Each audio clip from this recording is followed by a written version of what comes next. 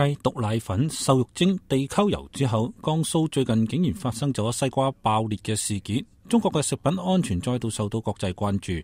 雖然北京強調中國食品安全合格率達到96%，但係消費者仍然唔放心，呼籲成立公共檢測機構，確保食品安全。美國人又如何去睇食品安全問題呢？ So just one of the most recent food scares in China happened last week when watermelons just started bursting due to an overuse of a growth hormone chemical. How do you think Chinese consumers will react to this irresponsible use of chemicals on their food?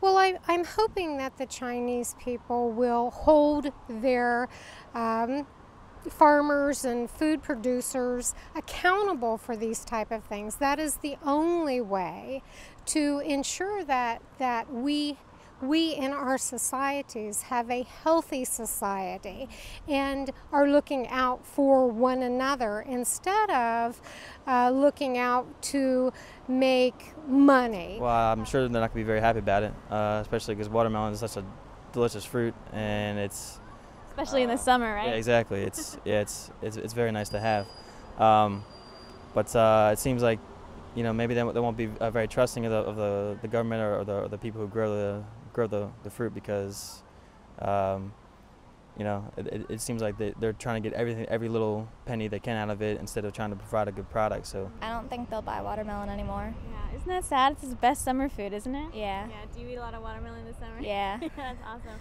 What would you do if that happened to watermelons here? I probably would not eat watermelon. Yeah. I'd eat like cantaloupe instead. What do you do to make sure you're eating the safest food possible? Well, number one, I read labels and make sure that everything is washed. I try to use fruits that are not necessarily organic, but that are locally grown. And actually, I heard recently that if you look at vegetables, like the ones that look really beautiful, that are all polished, those are the ones to stay away from. So Why? Don't you want the pretty ones? They're all waxy.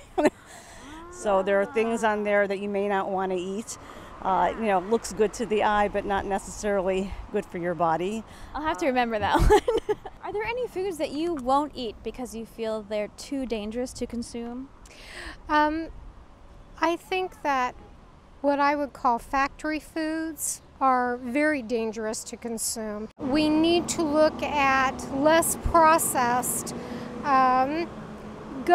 Get to know your local butcher if you are a meat eater. Get to know your local farm producers. There are farm markets in most regions of the United States now. Go there. What do you do to make sure you're eating the safest food possible? Well, I would look at it first, and if it looks peculiar or if it smells weird, I'd question it. And I would look at the date, if it expires or not, because in milk, I drank sour milk before and it tastes nasty. Okay, it was just Don't eat that sour milk. So ever since that happened, I've been looking at the expiration date. What kinds of foods have been recalled in the past, and have these events made you a more cautious consumer? I live in California, so we've had a lot of recalls on spinach, strawberries. Sometimes they're not, the greatest. I've had quite a few recalls on spinach, and lettuce. They've had contamination with salmonella.